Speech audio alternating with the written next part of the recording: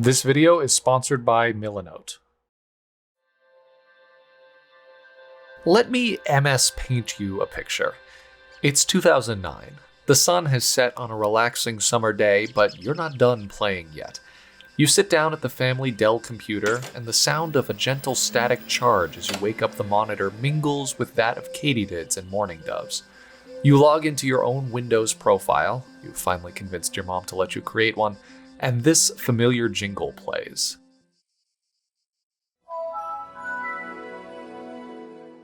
You've just traveled through a doorway from the real world into one that feels only slightly less believable. There, behind the skeuomorphic glass taskbar and the mesmerizing wallpaper depicting flamboyant fish leaping through glossy globes, lies an entire cosmos of possibility. The World Wide Web, with more questions and answers than any human could ever process. Thousands of different games, from StarCraft 2 to the hit new indie game League of Legends. The ability to connect with people all around the world, bridging gaps between cultures and ideas and forever changing humankind as we know it. Though, of course, you'll just click on the spore icon and pick up where you left off, trying to befriend the Groks. This was the setting of many of my summer evenings as a kid between the years of 2008 and 2014. A time in my life when the world seemed stranger, more confusing, but enjoyable nonetheless. If you're around my age and chose the warm glow of an LED screen as your preferred method of escapism during your adolescence, this scenario might seem familiar to you. Intermingled with memories of real life and all of its trials and triumphs may well be images like these, evoking some strange, secret nostalgia that would have otherwise been forgotten. These surreal depictions of splashing water, exotic fauna, and utopian cities held within reflective globes are an example of a design aesthetic known as Frutiger Aero, and even if you're familiar with the imagery, I bet most of you have never heard its name.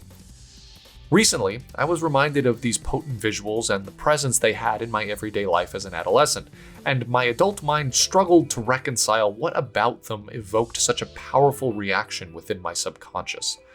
It's interesting how you can go your whole life knowing about something, even knowing something about yourself, without really being able to isolate what it is or why it affects you. I never knew this strange artistic trend had a name, or just how prominent it was during the late 2000s. I remembered it, of course, a dusty souvenir from my now distant childhood memories, but as an adult currently working in the design industry, I suddenly had an urge to learn about it from the perspective of the people who created it, used it, and caused it to become so popular. Today, I invite you to join me on the second episode of a series I call Observation to Concept, where we look at a topic in detail and apply what we've learned to our artwork, not only to improve our skills as artists, but to broaden our understanding of this world and everything in it. In this video, we'll venture out into the uncanny dreamscapes of Frutiger Aero, discuss its origins and applications, and why it faded away into obscurity. Then, we'll apply everything we've learned about the subject to a piece of artwork of our own, and at the end of it all, I'll have a little assignment for any of you artists watching. You can submit your work to the Observation to Concept channel of our Discord for a chance to be featured in the next video of the series, but more about that later. Welcome to Subjectively, Observation to Concept. So, what is Frutiger Aero? It's easy to point at something we can see and label it with a catchy moniker, but how would we describe this concept to someone without using visual aids? Frutiger Aero, also known as Web 2.0 gloss, is a broad design style and aesthetic that was prevalent in advertising, media, stock imagery, and technology from roughly late 2004 to 2014, following the end of the cyber Y2K era. That definition is straight from Aesthetics Wiki. Did you know that was a thing? I didn't. We're already learning. The term Frutiger Aero wasn't coined until well after its heyday by Sophie Lee of the Consumer Aesthetics Research Institute. The name is a combination of Adrian Frutiger, who created the Frutiger fonts commonly used alongside Frutiger Aero, and Windows Aero, the name given to the UI theme of Windows Vista, which spread outward and influenced many other companies' design choices in the era. Because a single definition used to describe this trend in visual design was invented so recently, the argument has been made that the whole concept is a farce, a Zoomer-contrived delusion used to create nostalgia where none exists. To me, this argument seems as baseless as any other us versus them generational gripe. So, the people of my generation, the millennials, I'm not sure what it is about human nature that makes us feel like we have to create some intellectual high ground over people who were born in a different year than we were, but if I were to indulge this cynical perspective and give it more credit than I deem it worthy of, I'd say that this YouTuber might be looking at the subject matter from the perspective of a consumer, someone who only understands what things are and why they exist to the extent that the people who make them tell them to. If you look at Frutiger Aero from the perspective of an artist, someone who makes and creates their own worlds and ideas, you may see the value in assigning nomenclature to visual trends such as photorealism, surrealism, low poly, and Frutiger Aero. Defining these genres not because one wishes to argue about what does or doesn't fit the description, but so that we can better understand them in order to apply their principles to our own creations. I find it funny that JJ insists that Zoomers are obsessed with categorizing things arbitrarily, but also is resolute in asserting that there is a clear and irrefutable divide between generations. I do apologize that I was not culturally sophisticated enough to be born 5 years earlier than I unfortunately was, but I promise you that I remember a lot of the same nostalgia that you seem to deem worthy of artistic and academic exploration, as well as this made-up aesthetic we so vainly dubbed as Frutiger Aero. In all seriousness, this is a fairly interesting video, and it is well made, even if I think it comes off a bit sanctimonious.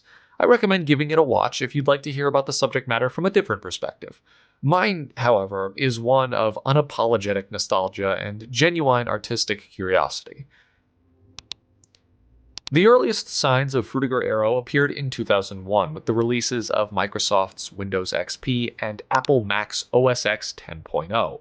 The Bliss desktop background of XP and the skeuomorphic design of OS X have been noted by some as precursors to the aesthetic. From these origins, Frutiger Aero would go on to dominate the world of technology, used in ads, marketing, UI design, and stock images, the likes of which could be found on support forums for Best Buy products or half-hearted, morale-boosting clip art attached to chain corporate emails. For me, the brand with the most impressionable propensity towards using this aesthetic was Microsoft's Windows Vista, one of the most widely used operating systems from the late 2000s and the early 2010s, and the operating system that I used exclusively during that time. From its skeuomorphic glass Windows borders to the default backgrounds that came with the computer, and even the logo itself, Windows Vista was one of the first big names to popularize the aesthetic among consumers. Of course, we're not a tech channel. We're not going to dissect the intricacies of an antiquated operating system and discuss in detail what made it successful. Or are we? It can be easy to forget the role that art and design plays in every aspect of human society, especially now that artificial intelligence is able to remove the human element from art entirely. But in almost every case, everything from the cursor to the X button on the top of a Windows tab was designed by a human with intention. So why this aesthetic? Why jump from the much more techy, simplistic, and legible style of Windows XP to this almost organic feeling user interface? Why did we go from writing on paper to typing on a computer screen, then back to what felt like moving actual physical sheets of glass over faux tropical landscapes? More importantly, why did people love it so much, and why was it so prominent throughout the world of technology and advertising?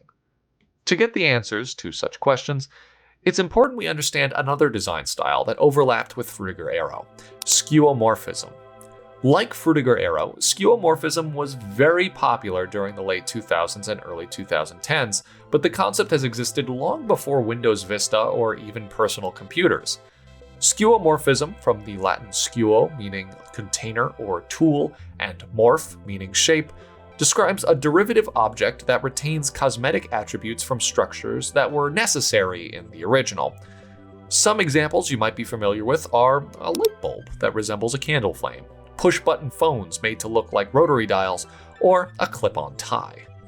Skeuomorphs are typically used to make something new feel familiar in an effort to facilitate a consumer's understanding of and acclimation to a given product. In the context of UI design, a good example of skeuomorphism would be the audio filters window in Adobe Premiere, which have been designed to resemble a physical soundboard. This may help audio editors feel more familiar with the software and make it seem far less daunting to learn an entirely new approach to their line of work. For another example of skeuomorphism in technology, take a look at the UI design for the first generation of iPhones. When this technology was new to the general public, the designers at Apple thought it might help consumers to feel more comfortable with such futuristic hardware by packaging the digital features of the phone in familiar imagery.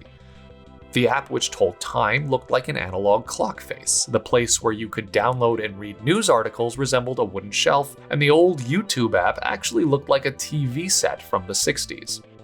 You have to remember, at this point, the idea of a personal computer in every single home was still relatively new. Technology had progressed so quickly between the years 1990 and 2000 that a lot of people still had hang-ups about switching over to an all-digital lifestyle. Certainly not us kids. We would play with whatever weird glowing box you put in front of us. But when it came to advertising to adult consumers, big technologies had to get creative to win people over. This is a part of why Frutiger Aero became so popular. From as early as 2001, it made the rapid progressions in technology feel like a natural and healthy change. Everything was light, airy, and organic, like it was crafted by hand or came straight from nature itself. Anyone who might have felt apprehensive about the software had their anxieties quelled by imagery that evoked naturally positive responses from the human brain. It made using a computer feel more akin to washing your face in a cool, refreshing stream than what the reality was for most people. But compared to what it would become, the elements of Frutiger Aero used in Windows Vista's UI seemed tame and understated. Like they do with so many things, humans quickly overdosed on the serotonin boosts that the design aesthetic provided for them, taking Frutiger Aero from its humble origins in UI design to the dreamlike macroverse that we're familiar with today. The Frutiger family is vast, with a diverse selection of subgenres that fall within its defining parameters: high definition, futurism, nature, humanism, skeuomorphism, aeroglass, gradients, glossy textures, bubbles, bokeh, water, grass, abstract tech, and light flares.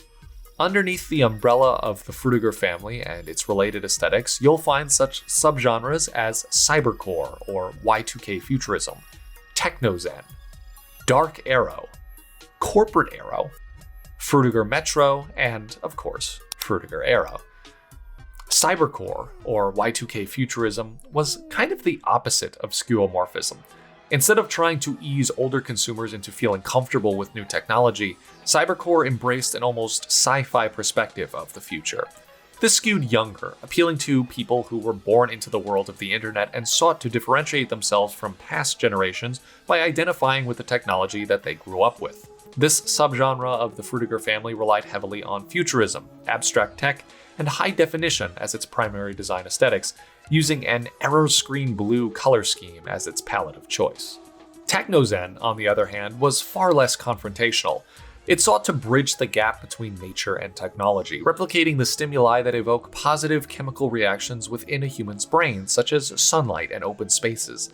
It depicts a harmony between technology and organic life, and extends beyond digital imagery and into interior design, industrial design, and architecture. Technozen could be identified by its use of humanism and natural imagery to put one's mind at ease, using colors like white, green, and beige. Dark Aero was very prominent in 7th generation gaming, introduced by such recognizable products as the Xbox 360, Alienware, and other gaming technologies. It's almost exactly what it sounds like. All the glossy textures, soft gradients, and reflective surfaces found in Frutiger Aero, but much, much darker. This aesthetic resonated with a then male-dominated demographic of gamers, neutralizing any elements of the Frutiger family that may come off as vulnerable, sensitive, or feminine.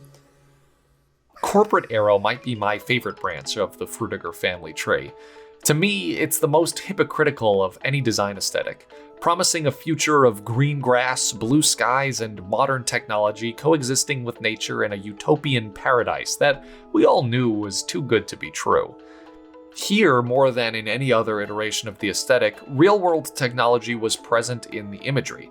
Computers, skyscrapers, plugs, and phones flew through a brightly colored void with all the uncanny optimism of a spider slowly wrapping you in its silk.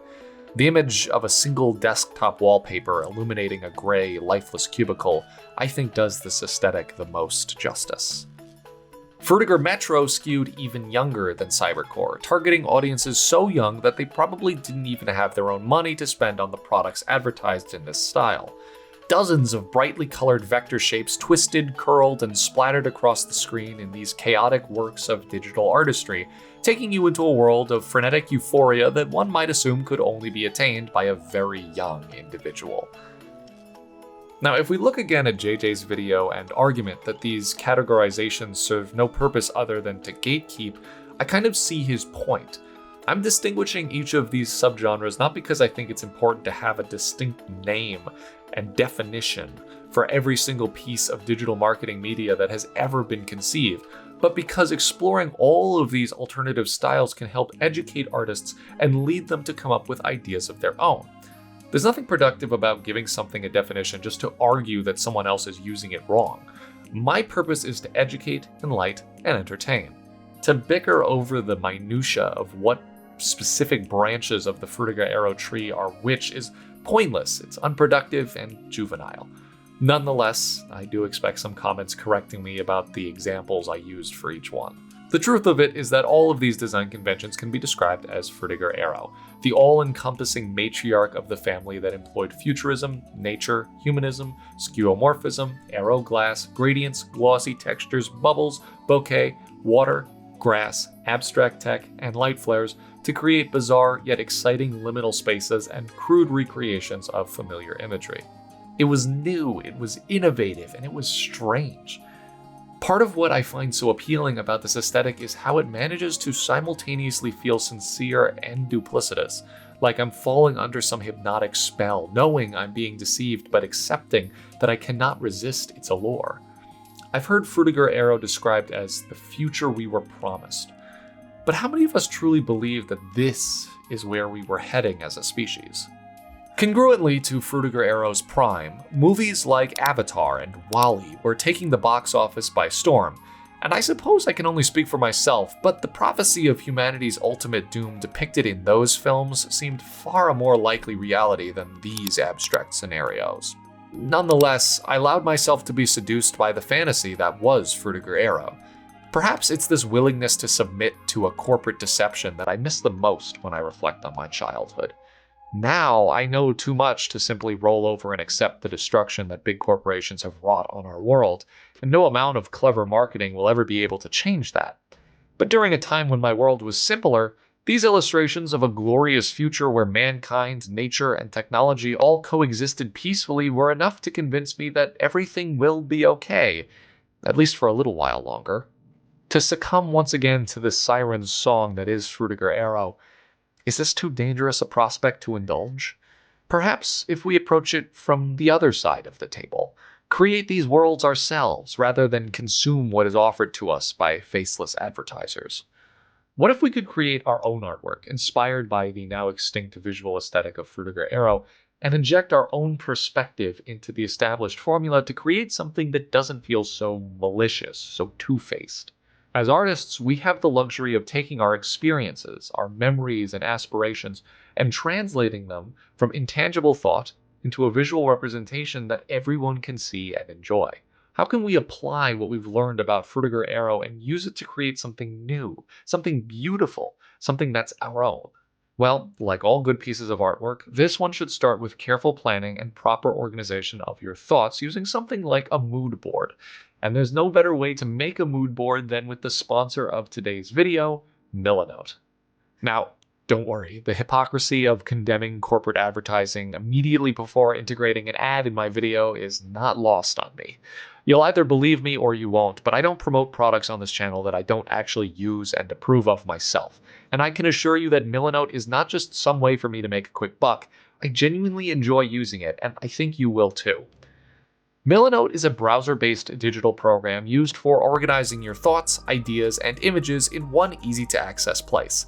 In an exercise like this one, it's perfect for assembling a vast array of visual references that I think will best inform my Frutiger Aero inspired illustration. Millanote makes creating mood boards so easy that it's fun. You can start off with one of their dozens of built-in templates to get your creative juices flowing.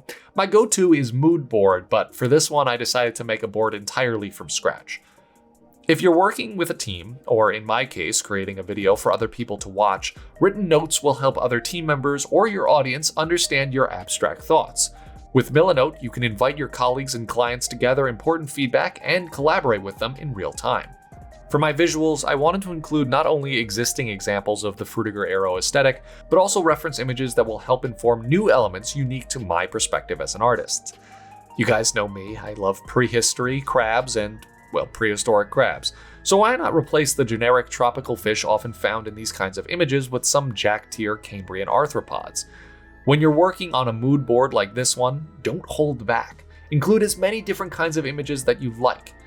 Millanote will format them for you so that nothing gets too cluttered or hard to understand. And if you don't like the presets they provide for you, you can rearrange and resize every element on the board. This is a little thing I love about Millanote. It's so minor, but if you work with digital files, I know you'll appreciate it.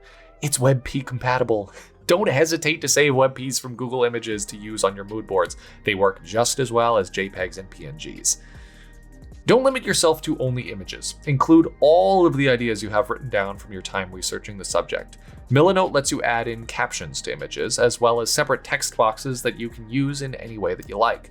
You can even organize your thoughts further by connecting texts to images with these little arrow tools.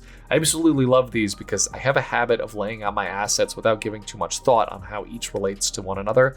With Millanote, I can drop in these assets wherever I please and connect them once I'm done so that all of my thoughts make as much sense on my screen as they do in my head.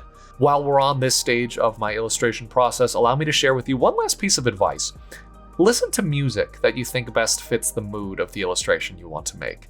I found some groovy Frutiger Aero era soundtracks to zone out to while I made my Millanote mood board, and it helped to further immerse me in the headspace of this piece.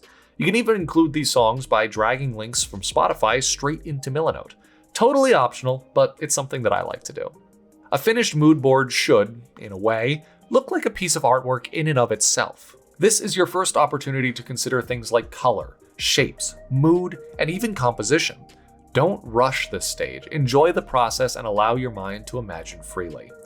If you like what you see here, I have good news for you. Millanote is free and ready for you to use right now. Sign up today using the link in the description and get started on your next mood board today. I want to say thank you to Millanote for sponsoring this video, and once again, I hope to impress on you just how sincere this endorsement is. The planning stage of an illustration process is so important, but it's often overlooked by a lot of artists, including myself. With Millanote, it's fun, it's easy, and I hope you get as much use out of it as I do. Now that the mood board stage of my process was complete, it was time to start sketching. I want the composition of this piece to be centered, partially because I think it'll make for a good thumbnail, and partially because I just enjoy centrally oriented canvases. The main focus of this piece was this pair of cupped hands holding a globe that would hold within it a menagerie of prehistoric marine life, like I laid out in my mood board. We want to offset that uncanny corporate influence with my own personal voice. Prehistoric creatures mixed into the formula for Frutiger Aero will help this feel more genuine, more creative, and generally more fun. I set this whole thing against a typical Frutiger Aero background, with a liminal space comprised of a massive green field and a bright blue sky. I threw in some trees and a distant city to really hammer the vibes home. In place of seagulls, often found in Frutiger Aero sceneries, I drew Asdarchid pterosaurs. Not one species in particular, we're not going for accuracy here, just trying to balance out the composition and add in my own personal flair. If you have an opportunity to draw giant pterosaurs, I say take it. I painted in the background first. Normally I like to preserve brushstrokes in my final illustrations, but because we want to emulate that glossy, photorealistic feel that Frutiger Aero has, I used the Gaussian blur tool to create a clean gradient in the background. I blocked in the white of the clouds and the green of the ground, and used the select tool to make some buildings. I'll go back in later and add more detail, but it's important to block out color early on in your process. Don't wait until the line work is clean and finished to consider color. These things should work in tangent with one another, not one step before the other. I wanted to make the hands look like they themselves were made out of crystal blue water, so I blocked them in with bright blue and included the swirling splashes on their layers so that it looked as though the water originated from the hands. I tried blurring the brushstrokes here too, but I lost too much of my definition. Instead, I decided to switch brushes to one that was less textured. Again, this isn't something I normally do, but I'm trying a new approach in order to get a different end result. At this point, I felt like the composition was missing something, so I added in some bubbles to make the piece feel as busy as most Frutiger Aero scenes. Something tricky about recreating this style as an illustrator is that a lot of what we see in examples of Frutiger Aero was not hand-painted.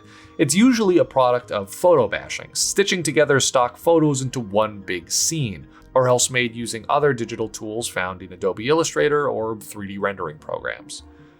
I don't really use these tools, and what's more, I think it would be a more fun challenge to try and recreate the finished product using my own traditional methods of illustration. This does mean that I have to break a few habits that I'm used to in my conventional style of illustration. The blur tool will be used a lot, but not overdone. In the orb part, I wanted to capture those digitally created glossy textures associated with Frutiger Aero. To do this, I used the subjectively wet synthetic oil brush to eliminate my brush textures, and layered light on dark. We sell all of the brushes you see me using here on our Gumroad, made from scratch by Claire and my personal go-to with all of my illustrations. The link is in the description if you want to grab some brushes of your own that are compatible with Procreate and Photoshop. Artwork done in the Frutiger Aero style is super saturated, and when you're painting something you want to look colorful and impossibly luminous, remember that even your darkest values should still be saturated. Deep blues, purples, and greens are what I used in this orb. The only values that won't be super saturated are the whitest whites. Those we'll use in abundance to create that uncanny sheen on almost every object in the composition. My idea to decorporate the Frutiger Aero style involved replacing the commonplace tropical fish with animals that have absolutely no general market appeal whatsoever. Cambrian invertebrates. Opabinia, Anomalocaris, and Anomonite are not creatures that any advertisers would use in their technology marketing, not unless an artist they hired had complete creative control over the imagery they chose to use. I'm in such a position as this one, and integrating these weird little beasties into the formula helps me feel like I'm celebrating the original art form while still keeping true to who I am as a person and as an artist. These animals are simplified and stylized in ways that might make a few paleo nerds mad, but that's a whole other video to discuss. In fact, it's the subject of our last observation to concept video, so check that out if you want to hear my thoughts on illustrating prehistoric wildlife. I also wanted to emulate a little bit of Spore's quirkiness with these creatures. Spore was not only a very prominent part of my life in the late 2000s, but also another example of Frutiger Aero design conventions, at least as far as the graphic and UI design goes.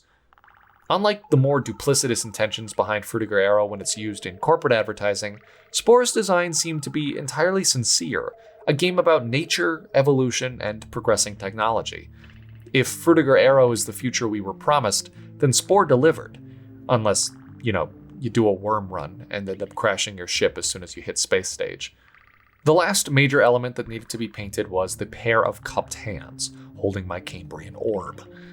Hands made of saturated blue liquid weren't exactly staples of the Frutiger Aero style, more of an extrapolation of the general themes that I found to look interesting.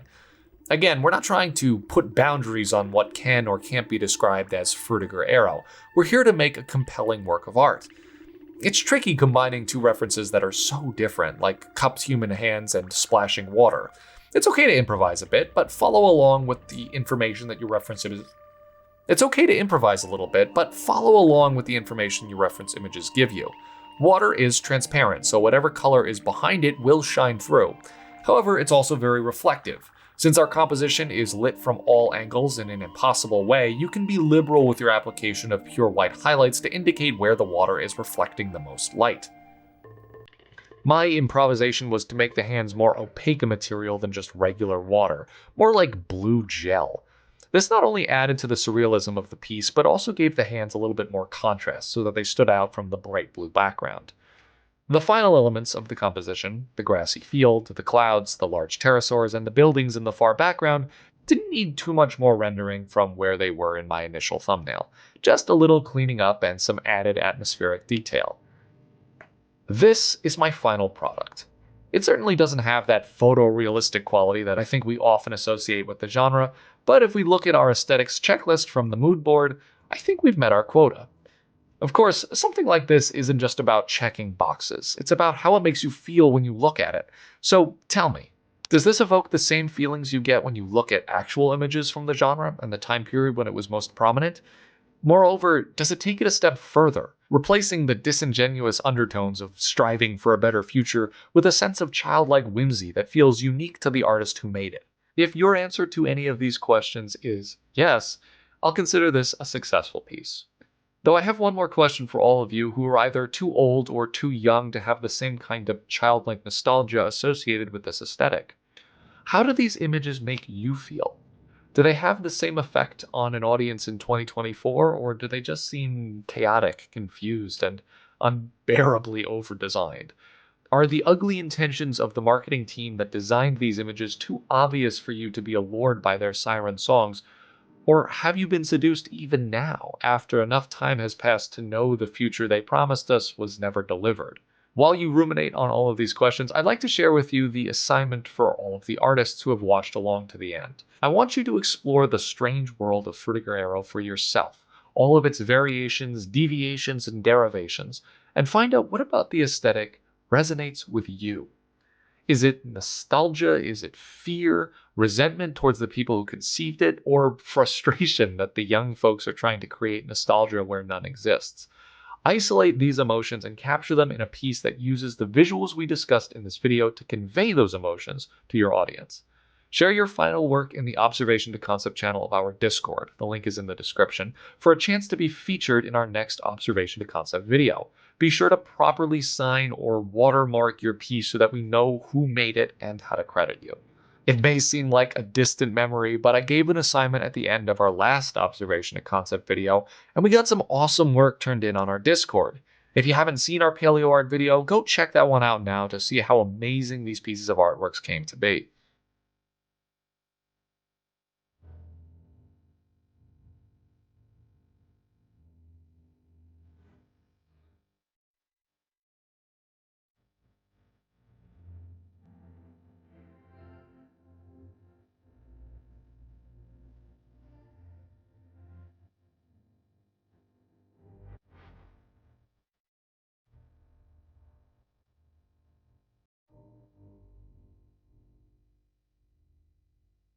And that's it for this video. Thank you so much for watching, and a big thank you to Millanote for sponsoring this video. Remember, it's free and you don't have to download anything. Sign up right now using the link in the description. The biggest thank you to our amazing Patreon supporters. You guys are the absolute best, and we couldn't keep doing what we do without your continued support. Peace and love. We'll see you all in the next video.